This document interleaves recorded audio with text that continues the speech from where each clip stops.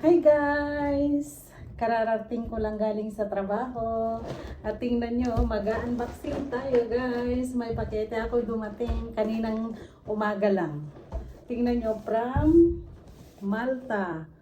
Pinadala to sa akin noong June 11. Tapos dumating kanina.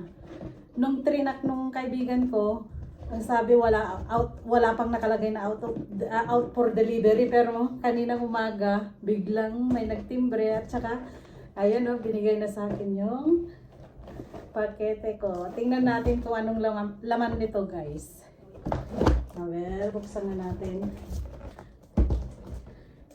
Galing ito ng Malta. Yan.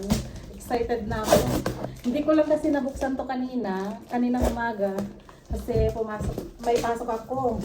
Kaya malilate na. Kaya sabi ko mamayang hapon na lang. Ano to? Daming packaging ha. In fairness. Wala nga guys. Wala na to. Wala na to pinatala sa akin. Sana balot guys. Ang trading po balot kasi. Ayun guys. Sa dito. Ito nga ng laman. Galing pa to ng Pinas. From Philippines. Chicha corn. 4 pieces chicha corn natin, saka isang chicharon. Gawa daw to ng taga-Pangasinan doon sa Malta. Tikman natin kung masarap. Ayan. Ito na yung mga pinadala sa akin.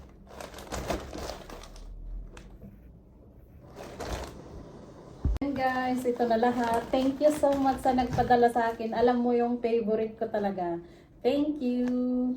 Sa uulitin, balot naman ang ipadala mo. Ito siya lahat guys. 4 pieces, Ilocos chicha corn, garlic flavor kasi favorite ko. At saka isang chicharon. Gawa daw ng taga-Pangasinan doon sa Malta guys. Ayan. Natin itong chicha corn. Ayan siya guys, oh. Ayan, Ilocos chicha corn. Tikman natin. I-check nyo lang. Ganitong itsura niya guys, oh. Okay.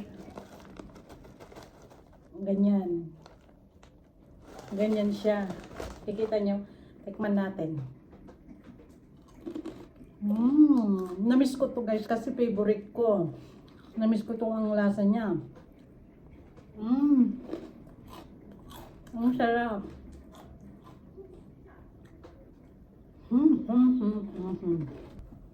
Ayan guys, next naman natin itong chicharon ng Malta, kung masarap.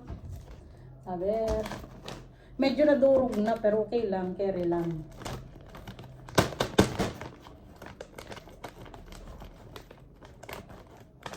Tikman natin. Craving satisfied.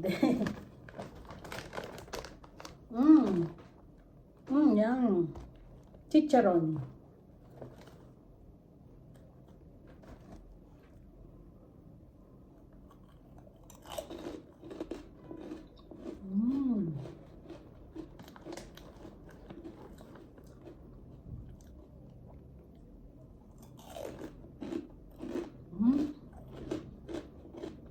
Ang sarap. Ang sarap, grabe.